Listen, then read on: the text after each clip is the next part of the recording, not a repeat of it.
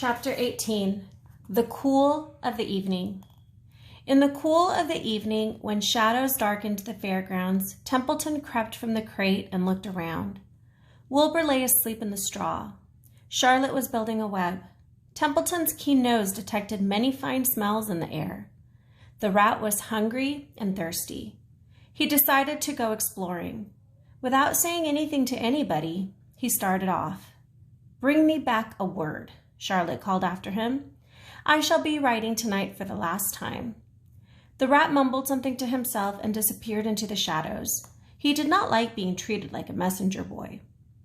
After the heat of the day, the evening came as a welcome relief to all. The Ferris wheel was lighted now. It went round and round in the sky and seemed twice as high as by day. There were lights on the midway, and you could hear the crackle of the gambling machines and the music of the merry-go-round, and the voice of the man in the Beano booth calling numbers. The children felt refreshed after their nap. Fern met her friend Henry Fussy, and he invited her to ride with him in the Ferris wheel. He even bought a ticket for her, so it didn't cost her anything. When Mrs. Arable happened to look up into the starry sky and saw her little daughter sitting with Henry Fussy and going higher and higher into the air, and saw how happy Fern looked, she just shook her head. My, she said. Henry Fussy, think of that. Templeton kept out of sight. In the tall grass behind the cattle barn, he found a folded newspaper. Inside it were leftovers from somebody's lunch: a deviled ham sandwich, a piece of Swiss cheese, part of a hard-boiled egg, and the core of a wormy apple. The rat crawled in and ate everything. Then he tore a word out of the paper, rolled it up, and started back to Wilbur's pen. Charlotte had her web almost finished when Templeton returned, carrying the newspaper clipping. She had left a space in the middle of the web. At this hour, no people were around the pig pen, so the rat and the spider and the pig were by themselves. "I hope you brought a good one," Charlotte said. "It is the last word I shall ever write." "Here," said Templeton, unrolling the paper. "What does it say?" asked Charlotte. "You'll have to read it for me." "It says humble," replied the rat. "Humble," said Charlotte. "Humble has two meanings. It means not proud, and it means near the ground. That's Wilbur all over. He's not proud, and he's near to the ground." "Well, I hope you're satisfied," sneered the rat. "I'm not going to spend all my time fetching and carrying. I came to this fair to enjoy myself, not to deliver papers." "You've been very helpful," Charlotte said. "Run along, if you want to see more of the fair." The rat grinned. "I'm going to make a night of it," he said.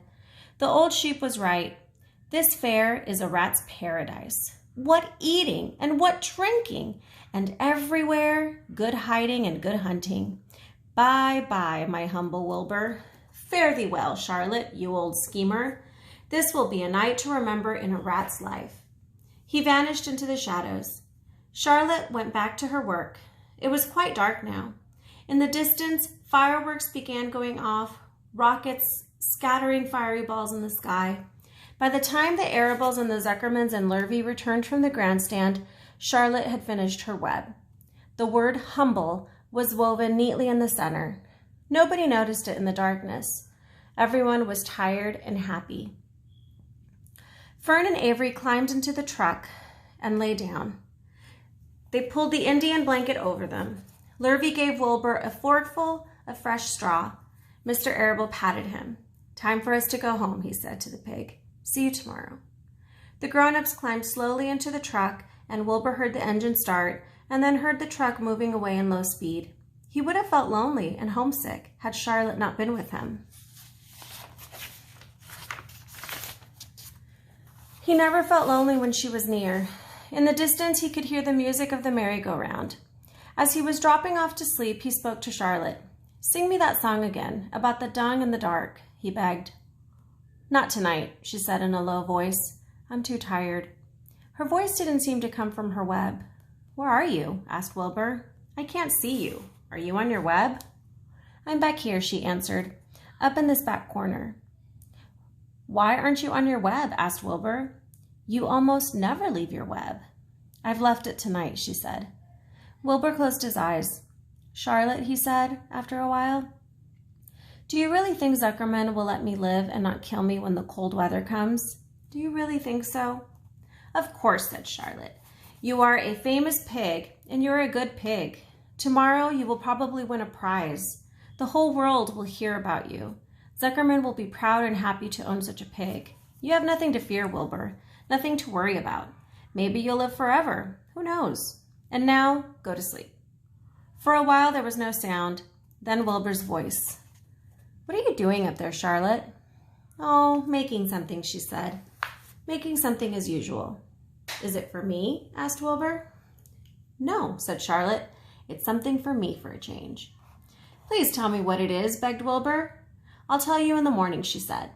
When the first light comes into the sky and the sparrows stir and the cows rattle their chains, when the rooster crows and the stars fade, when early cars whisper along the highway, you look up here and I'll show you something. I will show you my masterpiece. Before she finished the sentence, Wilbur was asleep. She could tell by the sound of his breathing that he was sleeping peacefully, deep in the straw.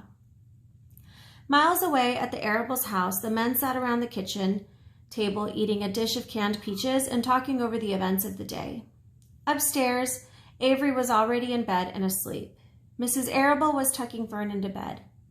Did you have a good time at the fair? She asked as she kissed her daughter. Fern nodded.